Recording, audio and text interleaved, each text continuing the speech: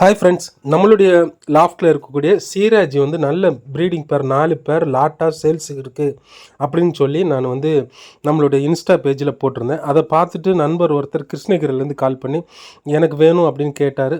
So உடனே நானும் அவருக்கு தரேன்னு சொல்லிவிட்டு அவருக்கு பேக் பண்ண ஆரம்பிச்சிட்டேன்.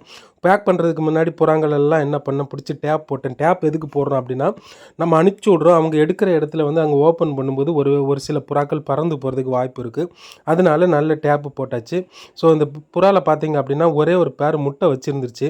நான் ஆடு போட்ட 2 நாள்லேயே முட்டை வச்சுருக்குது. அது என்ன பண்ணுறதுன்னு தெரியாமல் புறாவை பிடிச்சிட்டு அந்த முட்டையை வேறு இடத்துக்கு மாற்றி வச்சுட்டேன்.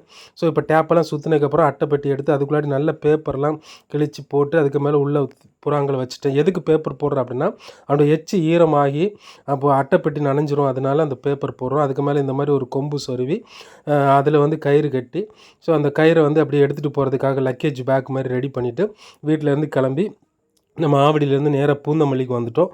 ஸோ பூந்தமல்லியில் பார்த்தீங்க அப்படின்னு சொன்னால் எப்போவும் கிருஷ்ணகிரி, ஓசூர், பெங்களூர் போகிற பஸ்ஸை நிற்கும். அங்கே வந்து டெப்போவில் விசாரிச்சுட்டு ஒரு ஒரு கண்டக்டர் மூலமாக சப்போர்ட் கிடச்சிது. அவர்கிட்ட சொல்லிவிட்டு நேராக கொண்டு போய் என்ன பண்ணிட்டேன், பஸ்ஸில் போய் ஃப்ரெண்டில் கொண்டு வைக்க சொன்னாங்க. ஸோ ஃப்ரெண்டில் கொண்டு போய் வச்சுட்டேன்.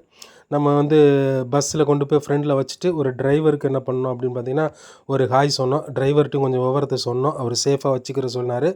ஓகே அப்படின்னு சொல்லிட்டு ஹாய் சொல்லிவிட்டு அவர்கிட்ட இறங்கி திரும்ப கண்டக்டர்கிட்ட போயிட்டு என்ன ரேட் என்னங்கிறத பேசி அவரோட ஃபோன் நம்பரையும் வாங்கிட்டு பஸ்ஸோட நம்பரையும் வீடியோ எடுத்துகிட்டு அப்படியே நம்மளுடைய கஸ்டமருக்கு அனுப்பிச்சி கொடுத்துட்டேன் ஃப்ரெண்ட்ஸ்.